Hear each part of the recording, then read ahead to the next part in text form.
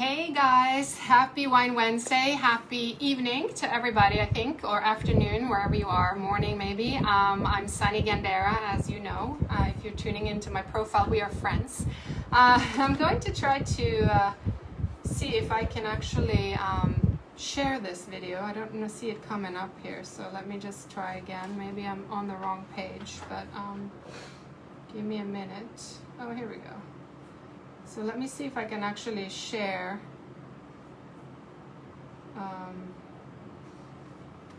to my page. There we go. All right, who's calling? Who's tuning in? I want to see you all. And sharing to my group, Plant Empowered Bon Vivants. I hope that you are members there. If not, join. It's free to join. It's lots of good stuff. Anyway, I am talking about wine today. Of course, it's Wine Wednesday. So I wanted to just, if you follow me, you know that I talk a lot about seasonality in food, right? How important it is to eat produce at its peak because that's when it's most nutritious, of course, readily available, which means also less hurtful to your budget, and also taste the best. But what about wine? Sometimes, I find people are very... they don't think much about what they're drinking. They have a favorite Chardonnay and they drink that year round. But think about it for a minute. You don't necessarily eat the same things as you do in this winter as you do in the summer.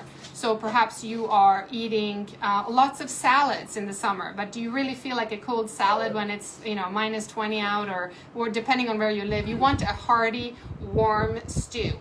So this is what I'm saying is like you need to also think about what wines would go well with. If you like Cabernet Sauvignon with your salad, I say go for it. That's what you enjoy, of course. But if you want to have a different experience every time and want to kind of go back and forth between the seasons, it could behoove you to just think a little bit about what kinds of wines you're drinking in what seasons, and also give you an excuse to try new and different wines. And you might open yourself up to completely new experiences.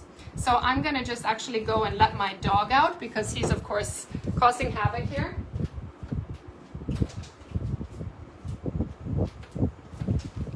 Sorry about that. Always happens on lives. Anyway, so I'm going to also show you this delicious wine that I'm pouring, and it's a great wine. I highly recommend. Of course, it's organic and vegan, but I will go into that in a bit. I'm going to be very short today. I'm not going to be talking for very long.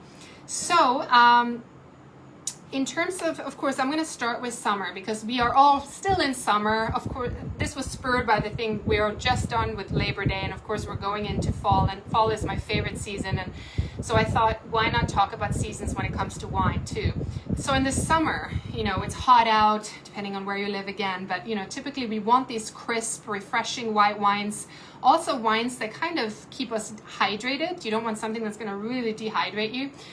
So you want to think like refreshing. Pinot Grigio, very light, nothing serious. Albarino is another great high mineral, high acid grape from Spain.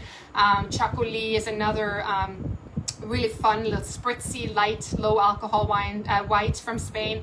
Picpoul de Pinet is another fun wine from the south of France. And they're also lighter in body, and makes it much easier to pair with sort of the lighter food styles, dishes that we eat this time of year. There's nothing wrong, as I said, always to drink rosé year round. I love rosé, but there's something special about drinking rosé in the summer. So this is usually, hi Mom, hi Helen.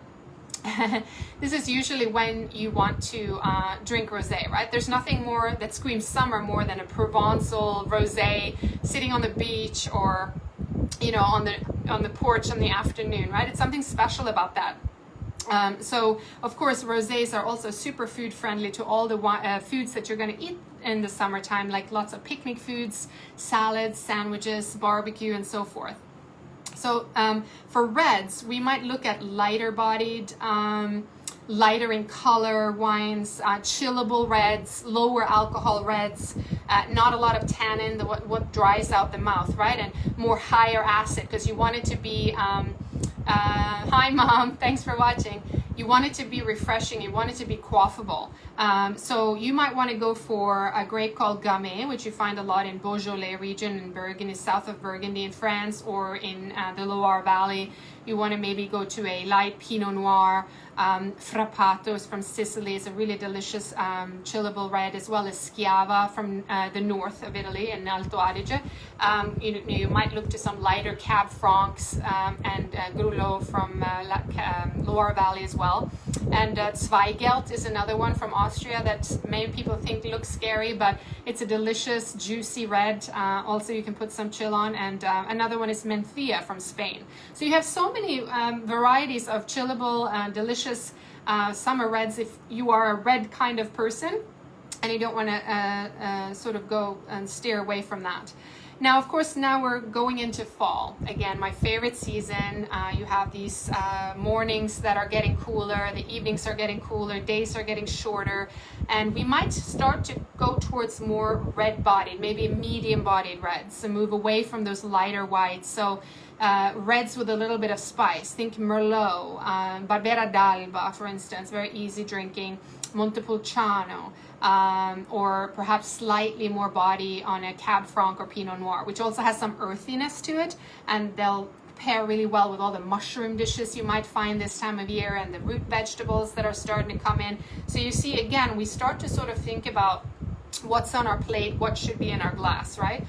And then we want to maybe go to more fuller bodied whites, of course, if it's getting cooler. So you want to think of a wonderful grape called Chenin Blanc, has its home in the Loire Valley, but also grows really very, very in large quantities in South Africa. Viognier, which have these sort of autumn flavors of apricot and honey, and Pinot Gris from Alsace is one of my favorites. It has really nice high acid, but also really rich fruity flavors. So that really goes well with a lot of heartier dishes you'll find. And then maybe even a Spanish white Rioja, which you can have in the winter time too, has more oak and more complexity to it. And of course, Riesling you can find in all types of varieties. So Riesling is always your friend as well. And then when you go into winter, now we really are in the sort of darker, colder time of year. You are wanting fuller bodied reds, probably with more tannins, more alcohol, even fuller whites like an oaky Chardonnay, more developed aged white wines with more complexity that can stand up to these heavier dishes, right? So we also find that in the wintertime we have a lot of slow cooking, which develops more complex and layered flavors. So we want that in our wine too. We want it to match. We eat more warm foods, of course, in the winter because our bodies are just craving that, right? So bowls of stew, baked dishes, maybe with some cheese and so forth. So that makes us also go and look for more heavier wines to pair. So again, you might want to look for a Cabernet Sauvignon from California or Bordeaux. Might want to look for a rich peppery Syrah from the northern Rhone or the southern Rhone. Châteauneuf-du-Pape, for instance, has not just Syrah, of course, but a lot of other grape varieties like Grenache and fuller, richer. And Syrah specifically has a lot of those sort of rustic, savory notes with these powerful black fruit flavors that are fantastic this time of year. Sangiovese, of course, one of my favorite grapes in the whole wide world. I recommend Querciabella's Chianti Classico or their Super Tuscan Camartina, which has 70% Cab with 30% Sangiovese, so you get the best of both worlds. Full disclosure, I work for Querciabella, but it's a vegan, organic, and biodynamic winery that's fantastic with really small production but high quality wines. And then maybe even an oaky Rioja, full-bodied Rioja, and or even a California Zin. Those are typically like very hefty wines. And then with the whites, go for a Marsanne Roussanne from Rhone Valley. Those are really like oily, rich, very, very sort of, I would say winter whites, if you will. Oaky Chardonnays again. Querciabella has a fantastic white that's 50% Chardonnay, 50% Pinot Blanc. That's amazing and just gets better with age. So you want to look for those kind of big personalities in white wine in the winter. And then, of course, again, we move back to spring, which we won't see in a long time. But then, of course, you're moving towards the lighter fare and hence lighter wines again. And that's when I would say go back to Beaujolais again. Like I said, maybe Pinot Noir, Pinot for whites, maybe go back to This is when we start to, oh, I want a Pinot Grigio. It's getting light out and it's warm out. And Grüner Veltliner, Verdicchio, those are wines that have a lot of herbaceousness in them, and I can actually pair very well with the spring vegetables you'll find that time of year, like peas and asparagus and so forth. So bottom line is, as you see, it all makes sense. There's not really much sort of brain work behind it, other than listen to your body and to what it craves. We need to get back in touch with that, much like with food. But there is a reason you're craving certain things at certain times. And even if you're craving something sweet, I always say have something sweet, but don't have sweets all day long. But sometimes we try to fight our body, and then like maybe your body is trying to tell you something, like I'm craving this for a reason. And have it within reason, and have it in moderation. I know everybody hates the word moderation, but we've really like lost touch of that. So I wanted to bring this topic up again with wine, because wine is something pleasurable and it can be healthy in moderation. Just a glass of wine a night can really enhance a meal. And I really recommend diving into that world of seasonal drinking as well. Now, for instance, I will say this is a wine that I wanted to bring out because I've been wanting to try it and taste it. I'm a member of a wine club, and I got this in my wine club, and it is called Isasco Punta Crena Rossese. And this is from Italy. Of course, I'm at home in Italy. I love everything Italian. And I had to go to this region, which is Liguria. So, a lot of tourism there, not so much grape growing anymore, unfortunately. But this is from the Rossese grape.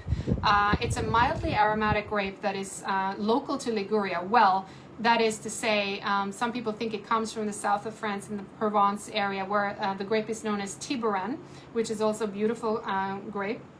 And it's used in both blended and varietal wines. This is 100% Rossese, but it's also known for the famous wines of the region called Dolceacqua on the French-Italian border. So this is, it's a very obscure grape. I like to pick out obscure grapes because, everyone drinks Chardonnay and Pinot Noir, and I just want to kind of give love to these smaller grapes that really often are terrific value. I mean, this bottle was probably about $25, $30, but if it had been a very famous grape, famous region, it probably would have tripled and quadrupled in price. So I really like these little budget friendly wines that you can get this amazing quality. And these guys have grown grapes for 500 years, this family. It's the Rufino family, and they're farming organically. Of course, it's very low intervention wines, but still really lovely, and it's very light in color, as you can see. You can definitely put a chill to it, and it's higher in acid.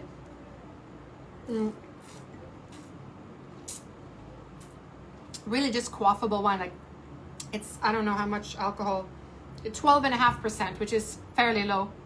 And you can put a chill to it, like I said, but it's got this really nice spicy nose, lots of cherries, cranberries, rhubarb, lilac and rose, very floral on the nose. And then, just really delicious, but also very unique, and has a very long finish, which I love about this. And according to Kermit Lynch, which is the importer of this wine, one of my favorite importers, by the way, but he says that open this when you normally open a white, but you feel like drinking a red. And that's what I felt today, because I've been drinking so much white, sparkling, and rosé this summer. And today it's a little overcast, but it's still very warm out. But I'm like, I need a red. So this is fantastic. I'm going to pair it with a spaghetti pesto today, with pesto sauce, because pesto is very commonly found in Liguria. And I always say what grows together goes together. I like to pair authentic, what they are eating in this region with the wines, because there is a reason for that. And it really brings you, it's a great way to travel, especially in the COVID area when you can't move. You can at least have a great bottle of wine. Maybe you spend another $5, $10, even $20 more than you would spend normally, but just as a way of like experiencing another culture, another flavor, and travel through the stories, and just have fun with wine, and you might not like every single bottle you pick up, but take a chance. And I think that's really what's fun about it. So if you don't want to have spaghetti like I'm having today with pesto, I had some pesto left over from the weekend. You can have grilled vegetables or fried vegetables, fritto misto, you find a lot in the region as well, for on a sort of slightly cooler day where you want a little bit more hearty. Lentil soup, for instance, with some Beyond Meat sausages maybe, and even pizza. But, again, drink eat what you want with it, but just, I would say, taste the wine first and kind of have a feel for the body of it, the acidity level, and then decide whether you're going to have a really hefty dish or one more on the lighter side. So with that, I don't want to be too long here, but thank you so much for everyone who joined. I say chin chin, and hey Julie, hi Elisa. Thank you so much for watching, and if you just tuned in, watch the replay and let me know what you think. I love your input, and I say cheers, and again, drink in moderation and always have food with your wine. Ciao.